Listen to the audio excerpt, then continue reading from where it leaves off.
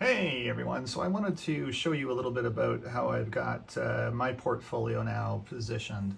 I've been doing a little bit more research to be able to differentiate and have a little bit something other than long oil. Long oil is still continuously going to be the play, that's not a problem. I just needed to add some additional positions.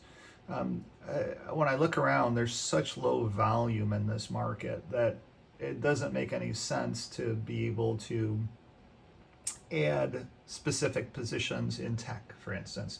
Yes, tech is rallying. Um, the data set's not good in tech, as we know. Interest rates, tech is very interest rate sensitive, as we know. And so I'm just not a huge fan of long tech. I believe tech short is a better position to be. So however, every time I go tech short, based upon data in the spreadsheet, I get crushed. It's really still a tech long because the market is still fully long. It's not short yet.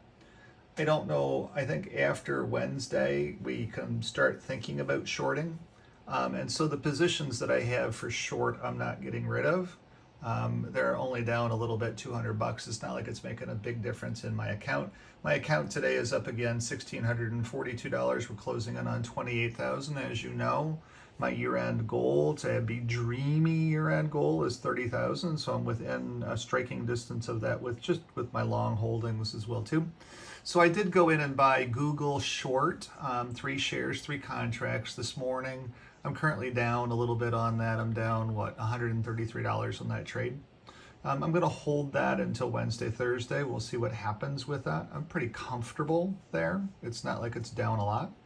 American Express, I went in and shorted today. I did sell it for a quick $70 gain on that. It was just a trade. I don't know if I'll look back at American Express. The American consumer is getting crushed like a bug in all of this inflation, and it's just a matter of time until the real inflation numbers come out. I am short 1 share of the 1118 136 Apple puts. Data out of Apple says that their iPhone sales or iPhone availability is going to be crushed as the Foxconn plant over in China is completely locked down, and they're admitting that, yeah, they're only getting 1 or 2 units per shift out of the building. And that, of course, causes huge demand for these Apple products that I'm taping this on. But that might mean that they can raise prices then, because if the phone is in such short supply, oh gee, let's raise prices. Hopefully Apple gets smart at some points in time and they actually do build a US plant to be able to build iPhones here in the United States. However, Apple is not exactly the most brilliant of companies in the world. They don't have to be when you control all of the money in the world. Chesapeake Energy, I bought that Friday thinking that, hey, there's cold weather coming. That should drive natural gas prices up hard, because we're at that cycle trend now where we're going to get cold weather in North America and the price of natural gas will be going up because we're going to start heating with it. And so Chesapeake was a great trade there. I'm already up, $763 on that trade from Friday, so it was a nice day. I'm going to keep that trade for a while. As you can see there, I have it till 11:18. I'm pretty comfortable with Chesapeake there. Chevron, of course, I've held them long. That's my December '02 180s and 182.50s. Those are doing exceptionally well. We're back positive now in that trade. Then I also have my ExxonMobil long 5 contracts or 500 shares. Again, that is a long position. That's doing fine, up 750. That'll continue to keep rising, especially after Election Day.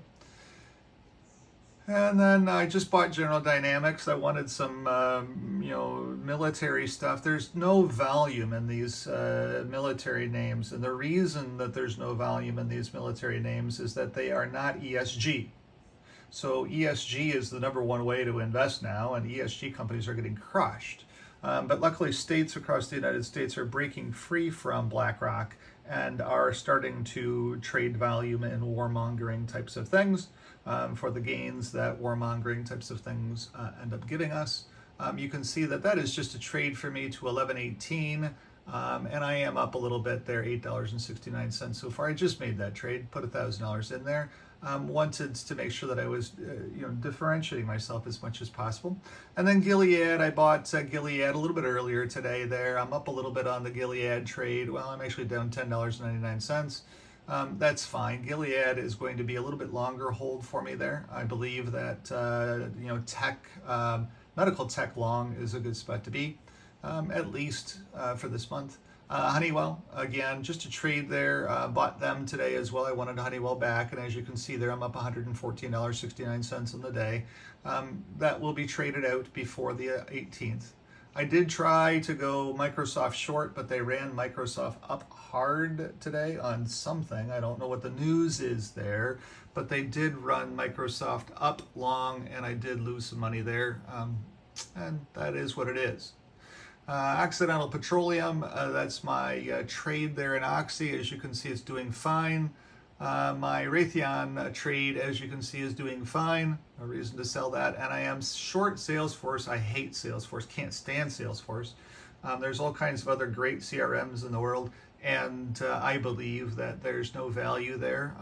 The CEO there is a globalist from the World Economic Forum. That's the only reason that Salesforce ever got into the Dow as well too, was just because of the power that was involved with that. I'm down 110. I'm not selling it. I believe that there's lower to go between now and the 18th on Salesforce later this week. We'll have to see. I did end up shorting Tesla for a little bit of a profit as well too. I had the 205 puts, and as you can see there, the 205 puts are up strong today, so I went ahead and executed out of that trade.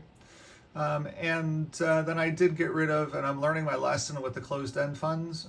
I did close out all of my closed-end funds, Ultra, DDM, SQQ, XLK. There's just no volume in there.